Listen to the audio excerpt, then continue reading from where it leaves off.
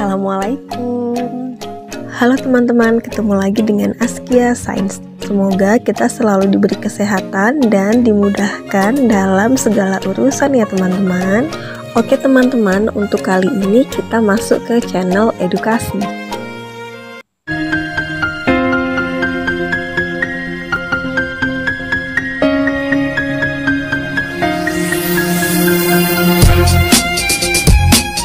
Dalam video kali ini kita akan membahas tentang pencemaran lingkungan. Untuk yang baru bergabung silahkan subscribe, like, kemudian nyalakan lonceng notifikasinya supaya teman-teman tidak ketinggalan video-video terbaru dari Askia Sains. Pencemaran lingkungan merupakan segala sesuatu baik berupa bahan-bahan kimia maupun fisika yang dapat mengganggu keseimbangan ekosistem. Zat yang dapat mencemari lingkungan disebut dengan polutan. Polutan dapat berupa zat kimia, debu, suara, radiasi, atau panas yang masuk ke dalam lingkungan. Suatu zat dikatakan sebagai polutan jika kadarnya melebihi batas kadar normal atau di ambang batas, berada pada waktu yang tidak tepat, dan berada pada tempat yang tidak semestinya. Pencemaran lingkungan dibedakan menjadi 3, yaitu pencemaran air, pencemaran udara, dan pencemaran tanah. Yang pertama, pencemaran air.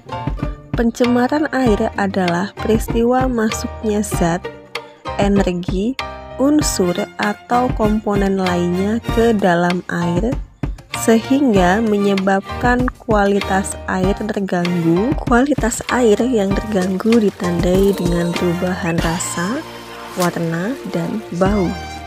Pencemaran air dapat disebabkan oleh limbah rumah tangga, limbah pertanian, dan limbah industri. Limbah yang mencemari air dapat berasal dari bahan organik dan anorganik ataupun bahan berbahaya lainnya. Limbah organik adalah limbah seperti kulit buah, sayuran, dan sisa makanan, kertas, kayu, daun, dan berbagai bahan yang dapat diuraikan oleh mikroorganisme. Sedangkan limbah yang berasal dari bahan anorganik antara lain besi, aluminium, plastik, kaca, kaleng bekas cat, dan minyak wangi. Di perairan, sampah mengalami proses penguraian oleh mikroorganisme. Akibat dari penguraian tersebut, kandungan oksigen di dalam perairan juga menurun. Menurunnya kandungan oksigen dalam perairan akan merugikan kehidupan biota di dalamnya.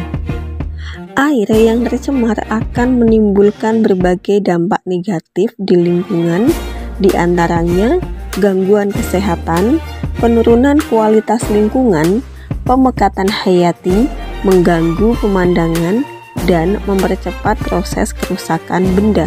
Selain itu, dampak negatif dari pencemaran air juga dapat merusak ekosistem perairan. Yang kedua, pencemaran udara. Pencemaran udara didefinisikan sebagai masuk atau dimasukkannya makhluk hidup, zat, energi, atau komponen lain ke udara oleh kegiatan manusia atau proses alam sehingga kualitas udara menurun. Zat pencemar udara dibedakan menjadi 2, yaitu partikel yang merupakan butiran halus dan masih terlihat dengan mata seperti uap air, debu, asap, dan kabut. Dan zat pencemar yang berupa gas yang hanya dapat dirasakan melalui penciuman, seperti belerang dioksida, karbon monoksida, nitrogen oksida, partikel-partikel zat yaitu timbal, dan klorofluorokarbon. Dampak dari pencemaran udara adalah hujan asam, menipisnya lapisan ozon, dan efek rumah kaca serta pemanasan global. Yang pertama, hujan asam. Hujan asam merupakan istilah turunnya asam dari atmosfer ke bumi.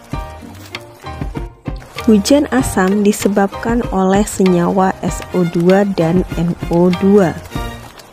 Senyawa SO2 berasal dari pembakaran bahan bakar fosil yang mengandung sulfida dan pengolahan biji logam, kilang minyak, dan letusan gunung. Senyawa SO2 pada manusia dapat mengakibatkan bronkitis, sedangkan gas NO2 berasal dari pembakaran pada suhu tinggi dan pembuatan pupuk. Hujan asam terjadi ketika SO2 atau belerang dioksida dan NOx, nitrogen oksida, di atmosfer bereaksi dengan air, oksigen, dan berbagai zat kimia yang mengandung asam. Yang kedua, penipisan lapisan ozon.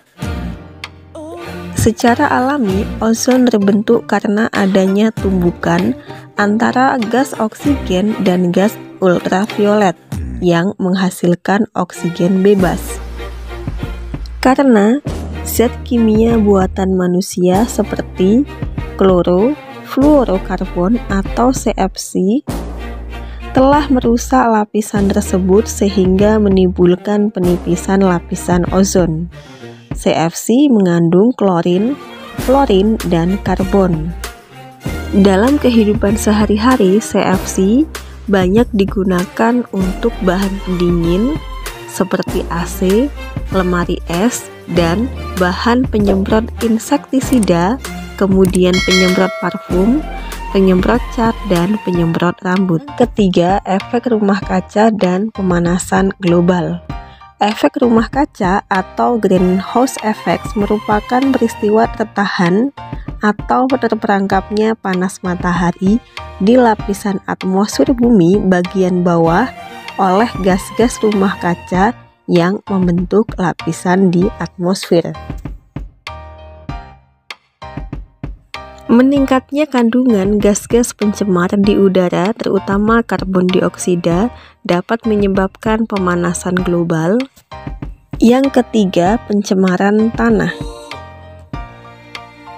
Pencemaran tanah adalah suatu keadaan di mana bahan kimia buatan manusia masuk mengubah lingkungan tanah yang alami.